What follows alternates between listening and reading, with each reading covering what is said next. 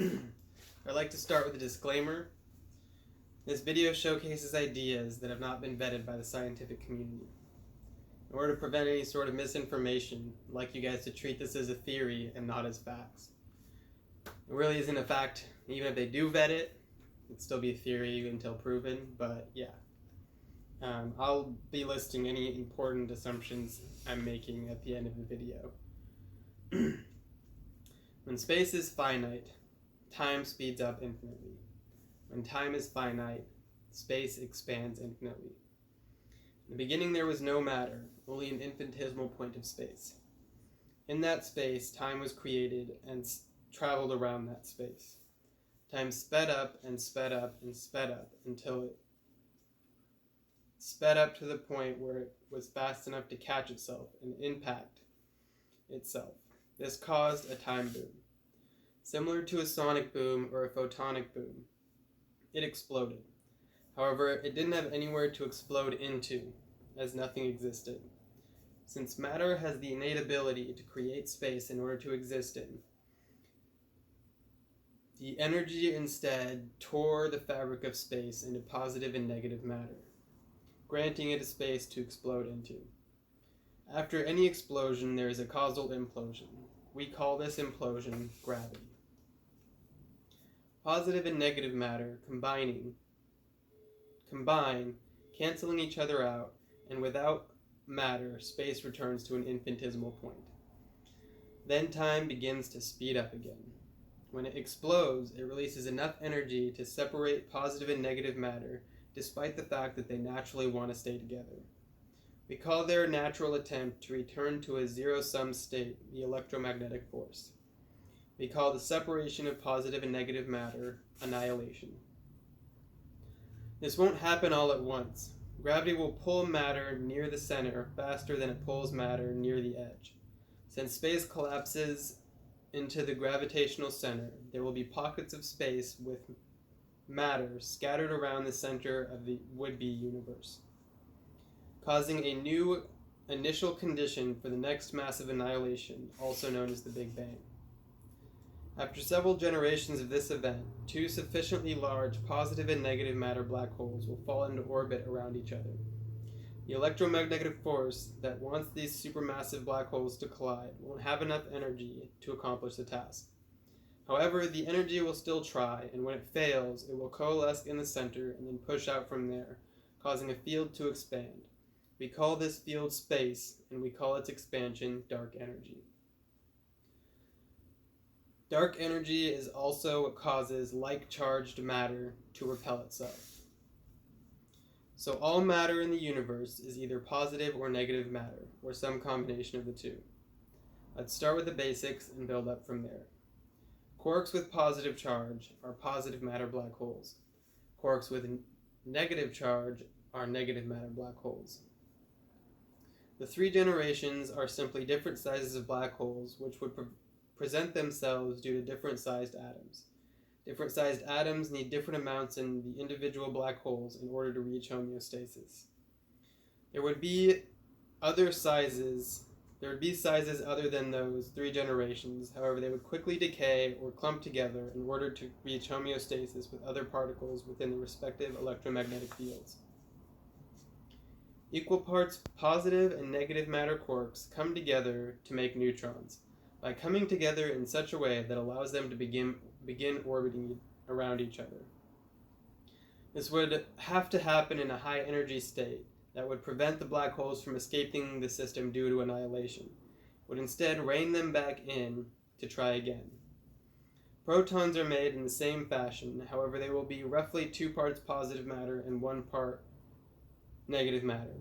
This is possible due to an electron, which is also negative matter black hole. It is not orbiting in the center, rather it's orbiting on its own path around the central system. Muons and taus are larger electrons that can form during the destruction of an atom.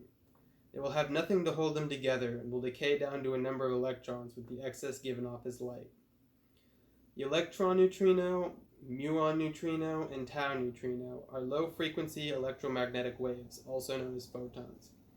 These particles will only look like particles in specific conditions, otherwise they will appear as electromagnetic waves. I can't be certain of this, as I can't seem to determine how we detect low-frequency waves or neutrinos, but I find this to be the most likely scenario because neutrinos don't interact with the electromagnetic force in the same way that photons don't interact with the electromagnetic force. Photons, believed to be the force-carrying particles responsible for the propagation of the electromagnetic force, are instead a pair of positive and negative matter black holes that orbit each other in a different manner than a proton or neutron. Instead of orbiting each other in a fixed position, they orbit each other in a vector. For instance, after annihilation, the resulting particles will shoot out at intense speeds, but because of the electromagnetic force, they will stay in a pair. This will result in a pathway that resembles a double helix. The frequency of light is literally the amount of time it takes for the particles to complete their orbit. Lower frequency light, such as microwaves and radio waves, are smaller black holes, which means less gravitational force, so the particles would be farther away, and at the same speed would take longer to complete an orbit. Whereas higher frequency waves, such as gamma waves, would be black holes with more mass, and with higher gravitational force it would pull them closer together, meaning their orbit at the same speed would take a shorter amount of time to complete. The more massive the black hole, the more energy in the system. Gamma rays, being more massive, would have more energy than, say, radio waves. I can't rightly fit the other force-carrying particles, namely the gluon, W and Z bosons, and the Higgs boson, into this theory because the research is limited and also the materials are encoded in a notation I don't fully understand. I don't quite know how to fit them into this narrative. However, I can say that they should fall into place as phenomena caused by either positive or negative matter, or a combination of the two. Thusly, they would not in and of themselves be force-carrying particles, and instead are identifiable by the manner in which they appear to forego normal interaction, or specialize in specific interactions. So you may be wondering why I've only mentioned 2 of the 4 fundamental forces. The reason, which you may dislike, is that in essence there are only 2 fundamental forces. I'll now explain why the strong force and the weak force are merely phenomena that occur when gravity and the electromagnetic force interact with each other in close proximity. Normally, gravity and the electromagnetic force fight each other. The fact that you exist means the molecules inside you are able to form electromagnetically despite Earth's gravity pulling them down. So you can see that they fight a little bit. In the center of a proton or neutron, it's a little bit different. Both the electromagnetic force and gravity are pulling the black holes in the same direction. When this happens, we call it the strong force. When a proton is close enough to the neighboring proton or neutron, the positive matter black hole in the proton and the negative matter black hole in the neutron, and vice versa, are close enough to enact the strong force, which is what keeps the positive charged protons in the center of the atom. The weak force is weaker than the electromagnetic force because it is the electromagnetic force being pulled in the opposite direction by gravity. When the electrons orbit the nucleus, they get close enough to the proton or neutron to almost enact the strong force, but they don't get quite close enough. As they continue on their orbital path, they leave the area and gravity pulls back on them, slowing them down, which looks like a weakened version of the electromagnetic force. This confrontation causes some of the matter to pull out from the proton or neutron, which is known as decay. I would like to explain a special relationship positive and negative matter have with each other.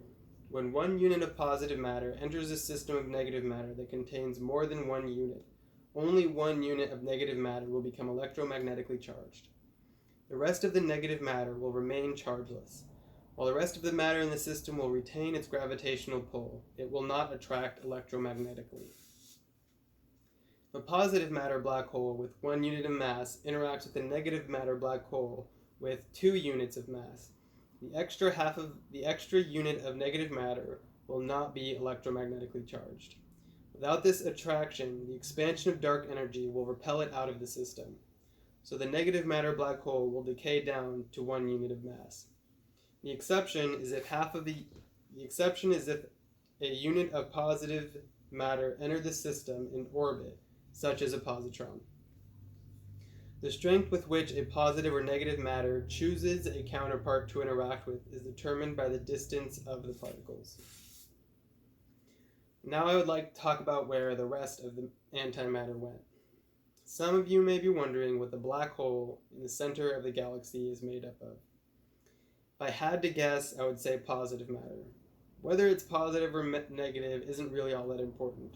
What is important is that all massive black holes are of one type, either positive or negative, except for one of the supermassive black holes in the center of the universe. This creates a disparity and begs the question, where is the other type of matter? The answer is, it's dark matter. You will notice that neither of these phenomena interact electromagnetically. This is because they are only one matter type. All of the matter around them is spoken for, and so they only interact gravitationally. For whatever reason, one matter type interacts with itself by clumping together into bigger and bigger black holes, whereas the other type seems to do the opposite. Instead of clumping together, it merely bumps into itself, seeming to choose to stay smaller, likely staying the same size it was when it was isolated from its ultramatter partner. Assuming there is no way to isolate the individual matter type other than some special form of annihilation or dark energy, it would suggest that there is no massive dark matter black holes other than the one in the center of the universe. These special self-interacting traits are only performed in the absence of the electromagnetic force. Why this occurs is difficult to surmise. The only reason I've come up with is that for some reason, when the positive and negative matter become isolated from one another, one of them somehow steals some of the rotational speed from the other one. The matter type with the increased speed bounces off of itself in the same way that a spinning rock will bounce off of a lake, and the matter type that has a decreased speed absorbs into itself the way that the rock will eventually fall into the lake after it's lost its rotational speed. So I'm going to go over the more important assumptions I'm making here. One is that there are only two fundamental types of matter, positive and negative, and that every other phenomena is created by a combination of the two or one or the other. There are two fundamental forces, gravity and the electromagnetic force, and all other forces are in some way a product of these two interacting with each other. When time is finite, space expands infinitely. When space is finite, time speeds up infinitely. 4 is that matter has the innate ability to create space in order to exist in. And 5 is that one matter type clumps together in the absence of the electromagnetic force, whereas the other matter type bounces off itself in the absence of the electromagnetic force. So this is my theory on where all the antimatter went, as well as a way of explaining some of the unexplained phenomena that are happening in the universe. If this theory gains any sort of traction, I would like it to be named the dual matter theory. If you liked this video, please hit like and subscribe. I plan on making a few other videos. So far, the topics include the physics of thought, quantifying emotions, and the explanation for quantum entanglement, and the issues with the Navier-Stokes equations. Thanks. Bye.